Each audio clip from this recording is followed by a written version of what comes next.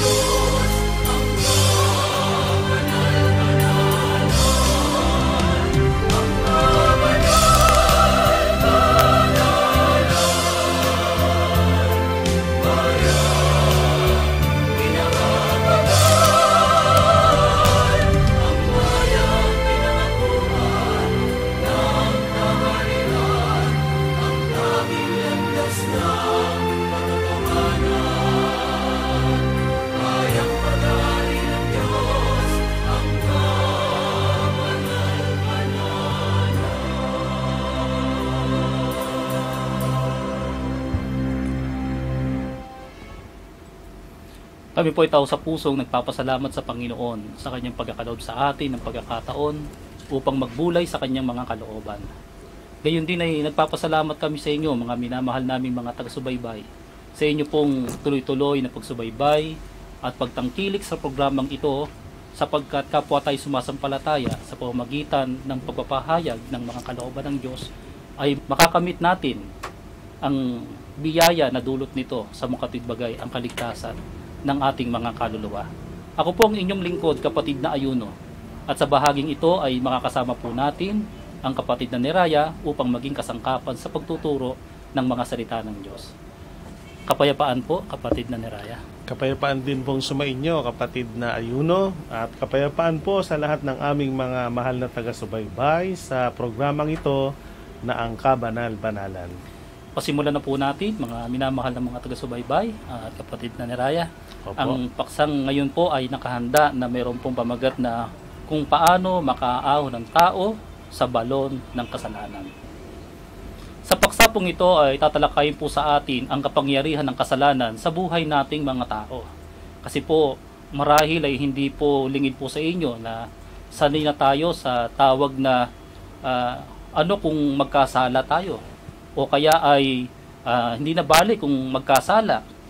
Pero sa pagkakataong ito ay tatalakayin po sa atin kung gaano kalaki ang pinsala na nagagawa ng kasalanan sa buhay nating mga tao. At gayon din, kasama pong tatalakayin po sa atin ay papaano nangyayari na ang kasalanan ay nagkakaroon ng kapangyarihan sa buhay nating mga tao. At kalakip din po nito ay sino po ang may kapangyarihan upang tayo na mga tao na nasumpungan sa pagiging alipin ng kasalanan ay makalalaya sa kapangyarihan nito. Kaya pasimulan na po natin ang pagtalakay, at ang magiging pasimulang tanong po ay ano po ang larawan ng tao na nabubuhay sa kasalanan, kapatid na Neraya? Sasabi po natin, mga mahal naming taga-subaybay, na kung merong isang napakahirap na kalagayan na naisang tao ay maghangad na si makaalis doon, ito pong kalagayang nabubuhay sa pagkakasala. Sapagkat inilarawan po ng Biblia, mababasa natin sa Aklat ng Mga Awit 69:2, ang hirap ng buhay pagkakasala. Inyo pong pakibasa, kapatid na Ayuno. Ganito po ang siyang nakasulat dito po sa Awit 69:2. Ako'y lumulubog sa malalim na burak na walang tayuan. Ako'y lumulubog sa malalim na tubig na tinatabunan ako ng agos. Ganito po inilalarawan ng banal na kasulatan sa pamamagitan ng talatang binasa ang hirap na kalagayan ng pamumuhay sa pagkakasala.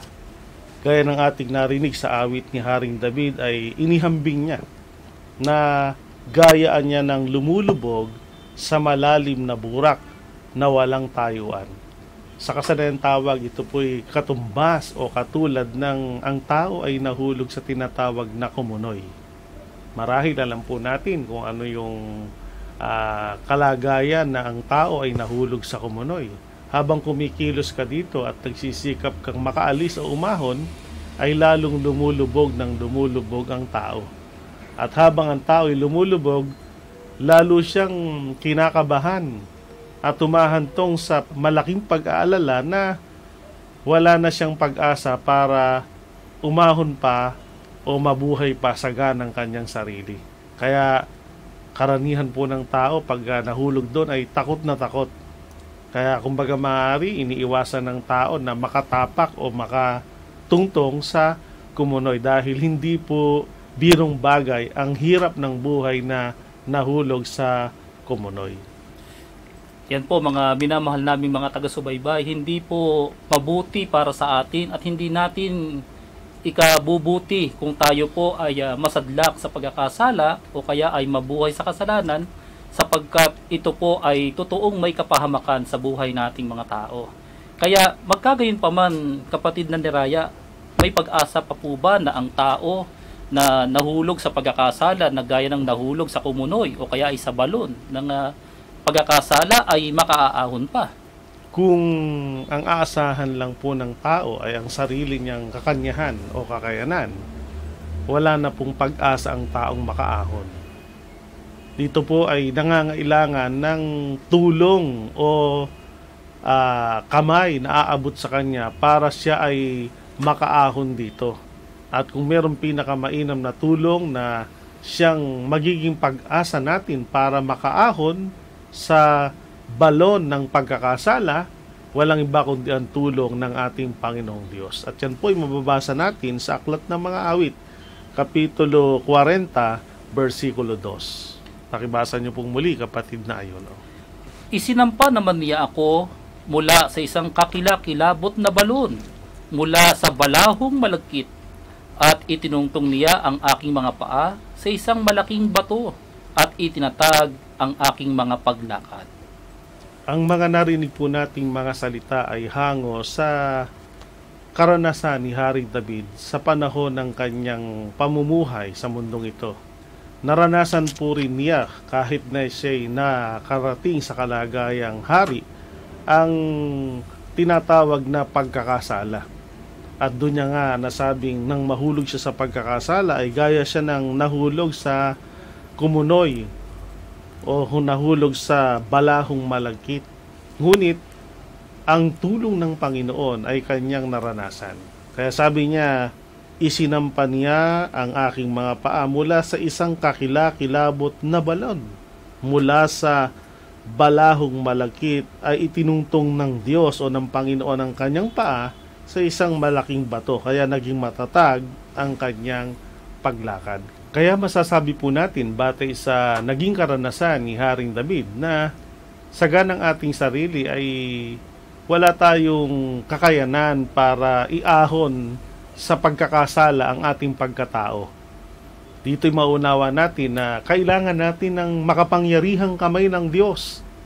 Sa Kanya tayo makakaasa ng tulong katulad ng pagtulong na ginawa niya kay Haring David kaya nakaahon sa balon ng pagkakasala.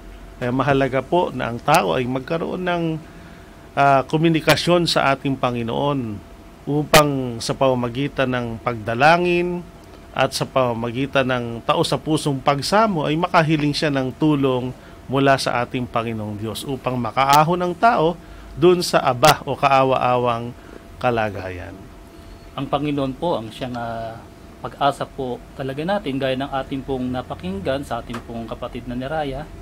At ayon po sa mga pagtuturo ng banal na kasulatan, talagang ang tao po ay walang magagawang anumang kahit na siya ay marunong sa buhay na ito, makapangyarihan kaya sa maraming mga bagay o tinatawag ding dakila sa buhay na ito, kapwa lahat ng tao ay nasadlak sa kapangyarihan ng kasalanan at walang sino mang makaaahon doon maliban na siya ay iligtas ng Panginoon.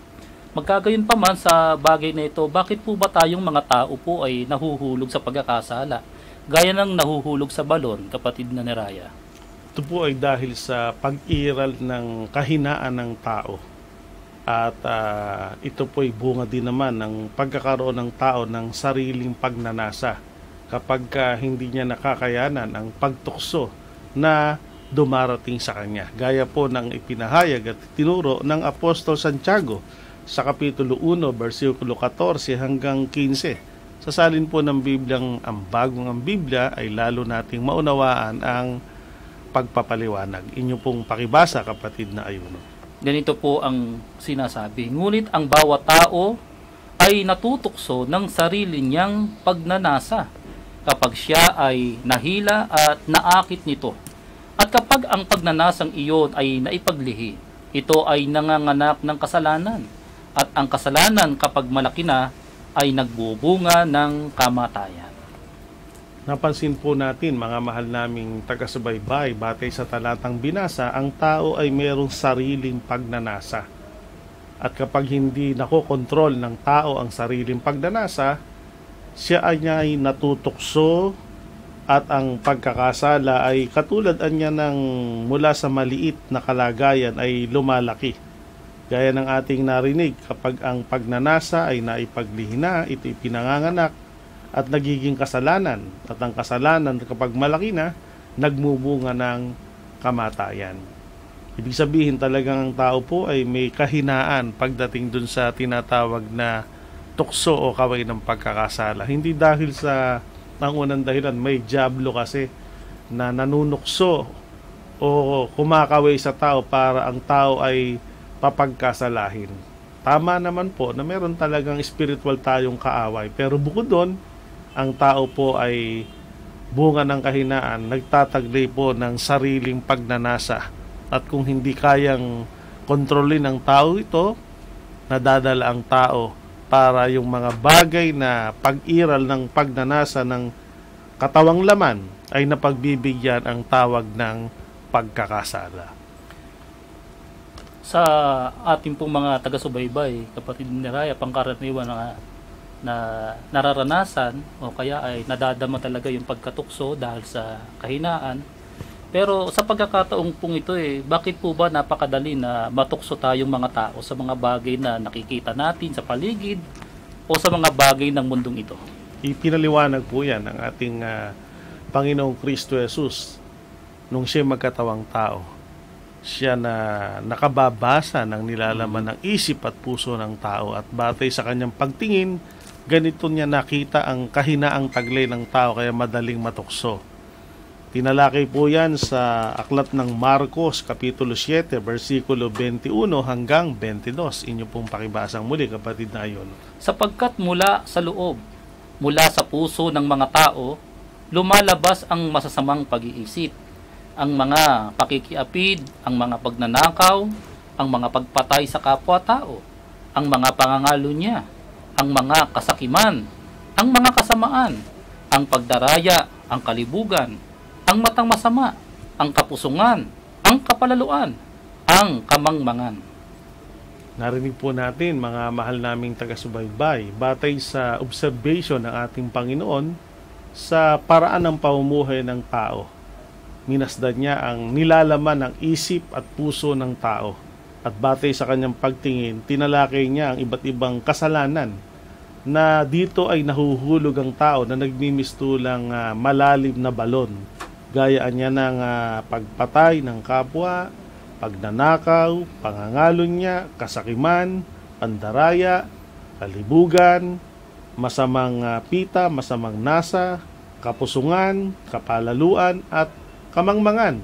Ang lahat ng ito ay nararanasan ng tao o nahihikayat ang taong gawin sapagkat mula niya sa loob, mula sa puso ng tao, lumalabas ang masamang pag-iisip. Ibig sabihin hindi ito dahil lang sa bunga ng pagtukso ng dyablo, kundi ito rin ay ang tao ay merong, sabi nga, merong evil nature o merong masamang likas na nagsisimula sa paggamit ng tao ng kanyang kaisipan, ng kanyang puso.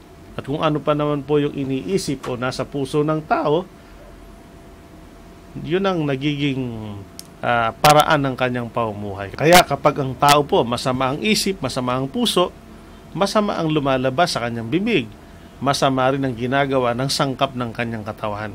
Dahil ang puso at isip ang kumukontrol sa tao ng magiging ginagawa ng sangkap ng katawan niya. Kaya mas dapat sana piliin ng tao ang pag-iisip ng mabuti, ng isa sa puso niya yung mabuti lamang para makapagsalita at makagawa siya ng mabuti. Pero hindi po nagiging gayon, kapatid na ayuno at mga mahal naming taga-subaybay. Ang tao po mas natatangay ng masamang pag-iisip, ng masamang puso. Kaya dahil sa kahinaan na taglay ng katawang laman, ay madali po ang tao matukso, madali ang taong magkasala. At dahil sa pagkakasala, nagagawa ang iba't ibang uri ng kasamaan. Sa katotohanan po, hindi naman talaga gusto ng ating pong kapwa-tao na gawin ang mga pagkakasalang yun, kapatid na ni Raya, di ba? Opo. Talagang ito ay nahihikayat lamang o kaya ay natutukso para gawin ang mga bagay na masama. Pero sa pagnanasa naman po ng tao na magtagumpay o kaya ay panaigan yung pong mga kasamaan, paano tayong magkakaroon ng lakas upang pagtagumpayan ng mga tukso na naghahatid po sa atin sa pagkakasala, kapatid na ni Raya? Ang mabuting balita po, mga mahal naming taga-subaybay, ay nakahanda pong tumulong ang ating Diyos para sa pagbabago sa ikabubuti. Ang kailangan lang po very much willing tayong tanggapin ang pagtulong niya. Kasi kung saga ng ating sarili nga ay hindi natin kayang iahon. Kaya narito po ang pagpapayo mula kay Apostol Pablo. Mababasa natin sa Roma 8:10. At kung si Kristo ay nasa inyo, ang katawan ay patay dahil sa kasalanan, datapwat ang espiritu ay buhay dahil sa katwiran. Yan. Gaya ng sinabi ng Apostol Pablo, kung si Kristo ay nasa inyo, makapangyarihan niya para ang katawang ito na nagiging kasangkapan sa pagkakasala ay maging patay. Sa ibang salita ay hindi umiral sa kanya yung pagkakasala. At ang manaig sa kanya ay ang espiritu ng kabutihan at ang espiritu ng katwiran. Kaya napakahalaga po na marunong tayong humingi ng tulong sa ating Panginoong Kristo Jesus na sinasampalatayanan nating tagapagligtas o tagapag-ahon, tagapagpalaya, makatutulong ng malaki para makapagbagong buhay po tayo. Kaya tanggapin natin na ang Panginoong Kristo Jesus, siya ang may kapangyarihan para mapagtagumpayan natin ang mga tukso at mga kaway ng pagkakasala. Upang ang katawang ito ay huwag ng pagharian o mapagtagumpayan ang iba't ibang uri ng kasalanan na siyang kahulugan ng pag-ahon sa balon ng kasalanan. Kaya po mga minamahal namin mga taga-subaybay, hindi natin maaaring iwasan ng isang napakahalagang pagkakataon na makilala ang Panginoon sa buhay natin sapagkat siya po ang may kapangyarihan upang tayo po ay iligtas sa kapangyarihan ng kasalanan. Sa gayon, hindi na tayo maging alipin ito sa buong buhay natin. Sa halip, mapasailalim tayo ng kapangyarihan ng Panginoon na nagtatagumpay sa kapangyarihan ng kasalanan. Sa kasunod na bahagi po, kapatid na ni Raya, papaano natin po mapatutunayan naman na tinanggap natin ang Panginoong Kristo Jesus upang maging ating tagapagligtas na mag-aahon sa atin sa balon ng kasalanan? Ang paraan po para mapatunayan natin tinatanggap natin siya at tinatanggap natin yung pagtulong niya para makaahon tayo ay ang kaloobang handa tayong magpasakop at sumunod at gawin kung ano yung gusto niya at wag yung sarili nating kagustuhan. Kasi napatunayan naman na natin na kapag ang sarili nating nais ang sinusunod natin, dinadala tayo nito sa pagkakasala. Subalit kung mapagiging babawan yung ating sariling kagustuhan na kung ano ang gusto ng Panginoon, kung ano yung gusto ng Diyos, yun ang gagawin natin, talagang makakaahon tayo sa balon ng kasalanan. Kaya ang kahayagan nito, babasahin po natin sa Juan Kapitulo 12, versikulo 26. Nasalin po ng Bibliang ang bagong ang Biblia. Kung ang sino man ay maglilingkod sa akin, ay dapat sumunod sa akin. At kung saan ako naroroon, ay naroroon din ang lingkod ko. Dalawang mahalagang bagay po ang dapat nating maunawaan sa talata bilang talagang desidido tayong makaahon sa balon ng kasalanan. Talagang kailangan natin ng tulong ng ating Panginoon. At para dumating sa atin ang tulong ng ating Panginoong Diyos, dapat handa tayong maglingkod o sumunod sa Kanya. At ang paglilingkod o pagsunod sa Kanya ay mahayag naman kung saan siya naroon, ay doroon tayo.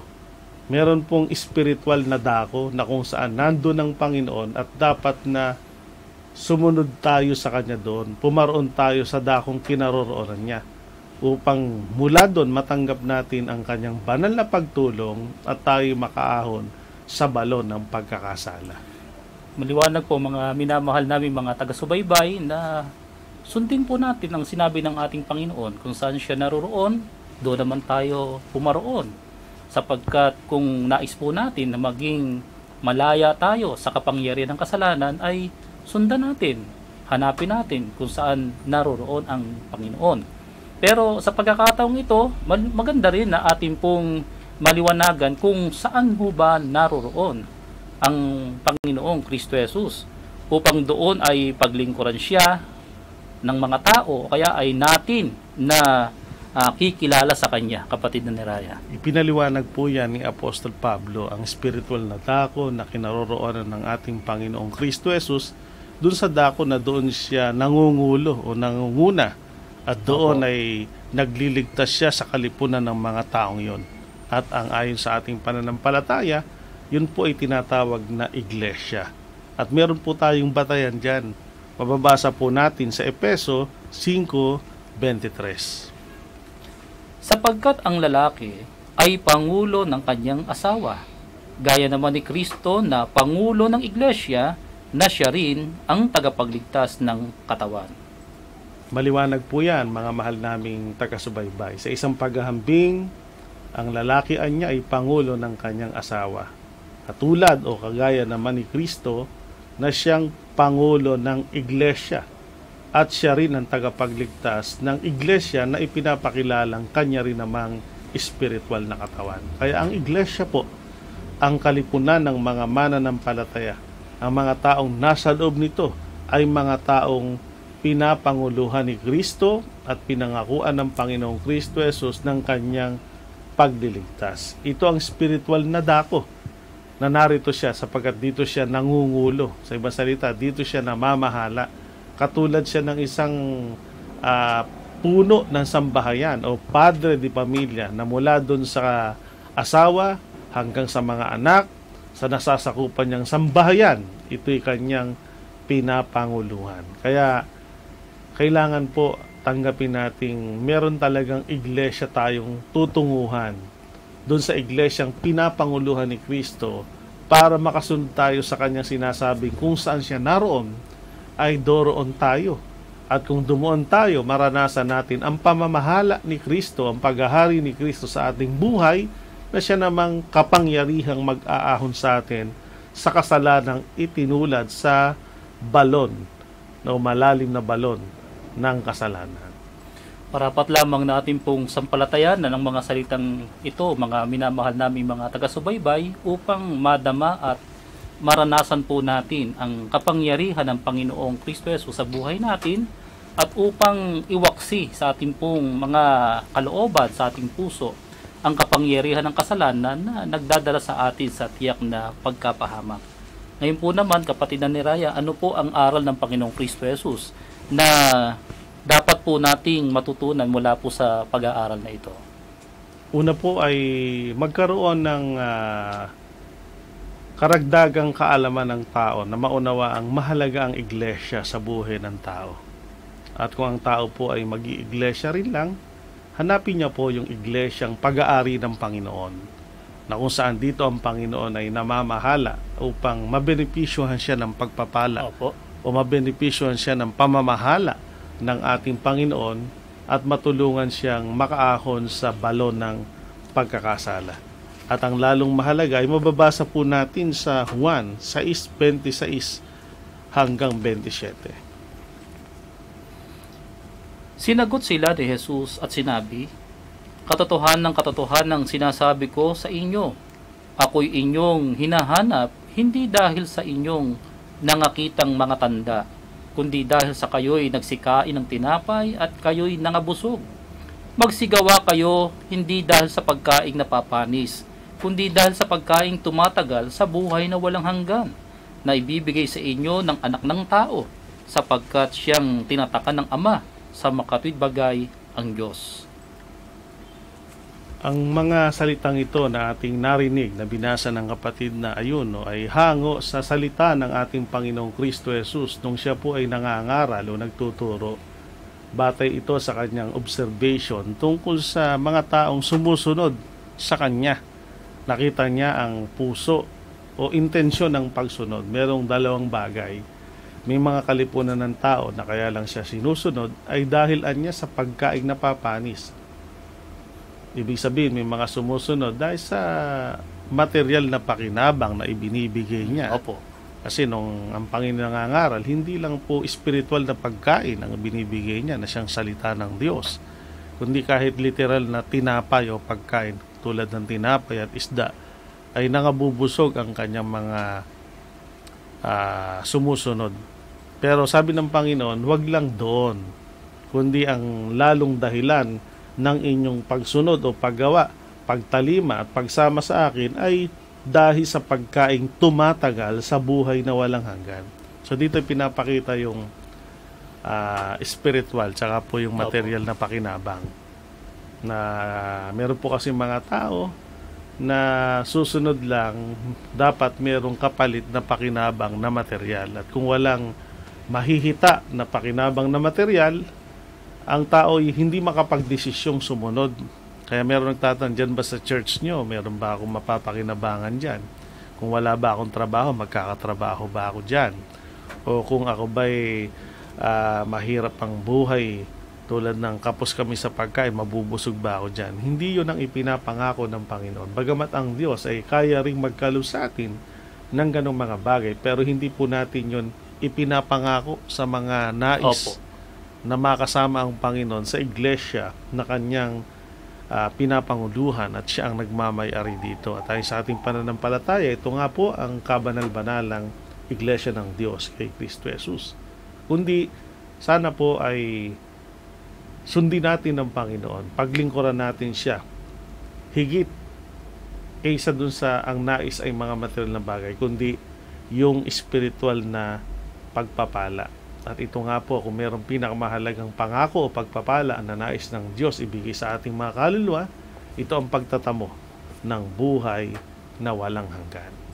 At ito'y makakamit natin sa pamamagitan ng patuloy na pakikinig, pagsunod sa kanyang mga utos, at kaloobang handang paglingkuran siya sa dako na kung saan dito siya namamahala, dito niya ipinangako ang kanyang pagliligtas sa kanyang bahay na siyang kabanal-banalang iglesia ng Diyos kay Kristo Jesus.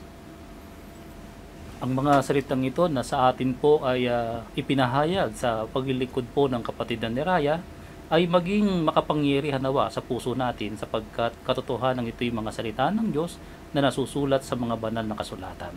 Pagpalain tayo ng Panginoon sa ating pong pakikinig ng mga salita ng Diyos, at ito'y ipagpala sa atin ngayon at magpakailanman. Amen. Mananalangin po tayo. Pinamamanikan ko po sa ating panalangin ng kapatid na Ayuno. Tayo pong manalangin. Aba, Ama naming Hari, Panginoon namin Diyos na makapangyarihan sa lahat, kami po ay nagpapasalamat sa iyo, Panginoon naming Diyos, sa mga pagkakataong ipinagkakalob mo sa amin upang maging kasangkapan sa pagpapahayag ng iyong mga kalooban, at hindi lamang para sa amin, kundi para sa lahat ng mga taong nagsisihanap sa iyo, upang sila, Panginoon naming Diyos, ay magkaroon ng pagkakataon na makabahagi ng iyong paghahari, at kung maaari, Panginoon, ay mabuksan ang pintuan ng pananampalataya sa kanilang puso, upang sila ay maging bahagi rin ng mga banal na nagpupuri sa iyong dakilang pangalan. Pagpalain niyo po ang programang ito. Dumating nawa sa marami ang iyong mga salita sa pamagitan ng pagpapahayag at pangangaral ng iyong katwiran. Pagpalain mo rin, Panginoon, ang mga kaluluwa na masugid na sumusubaybay sa programang ito. At kaming lahat ay lubos ng maasa ang pagpapala ng iyong mapagpalang kamay ay iyong igagawan, at ang banal na Espiritu ay maghahari sa aming lahat. Dalangin namin ito sa inyong pangalang Diyos at Kristo Jesus na aming tagapagligtas. Amen. Amen. Maraming salamat po sa inyong pagtangkilik sa palatuntunang ito ng Kabanal-Banalang Iglesia ng Diyos kay Kristo Jesus. Ang programang ito ay maaari ding mapanood sa pamamagitan ng Facebook Premiere, araw-araw sa ganap na 7 ng gabi. I-search lamang ang ating official Facebook page na MHC Media. Kung nais po ninyong mapanood ang iba pa naming mga pagtatanghal, mag-subscribe sa ating official YouTube channel na The Most Holy Church. Upang lubos po ninyong makilala ang Kabanal-Banalang Iglesia ng Diyos kay Kristo Jesus, bisitahin ang ating official website na www.mostholychurch.com. Para naman sa inyong katanungan, prayer request, o libreng Bible study sa inyong tahanan, tumawag o mag-text sa mga numerong ito. Sa Smart or Talk and Text, 0909-555-5009. Sa Globe or TM, 0926-383-0454. Sa Dito SIM, 0991-419-2027. Maraming salamat po!